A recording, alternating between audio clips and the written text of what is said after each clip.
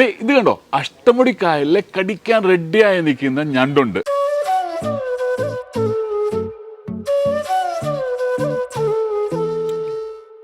Meals ready ആയിട്ടുണ്ട് കേട്ടോ. മീൽസിന് ചോറുണ്ട്, സാമ്പാർ ഒഴിച്ചിട്ടുണ്ട്, മീൻ പൊരിച്ചത്, അയല പൊരിച്ചതാണ്, സൈഡിൽ കപ്പയുണ്ട്, തോരനുണ്ട്, അവിയലുണ്ട്, അച്ചാറുണ്ട്. നമ്മളെ കടിക്കാൻ നിന്ന ഞണ്ടിനെ നമ്മൾ റോസ്റ്റ് ആക്കി നമ്മുടെ ടേബിളിന്റെ പുറത്തിങ്ങനെ വെച്ചിട്ടുണ്ട്. അതുപോലെ തന്നെ കരിമീൻ നന്നായിട്ട് പൊരിച്ച് റെഡിയാക്കി ഇങ്ങനെ തന്നിട്ടുണ്ട്. കരിമീൻ ഡീപ് ഫ്രൈ ചെയ്തതാണ് കേട്ടോ. പ്രോൺസ് ഫ്രൈ ഉണ്ട് കേട്ടോ. താറാവിൻ്റെ മപ്പാസിൻ്റെ ഒരു സ്വല്പം ഞാൻ നേരത്തെ തന്നെ രുചി നോക്കിയിരുന്നതാണ്.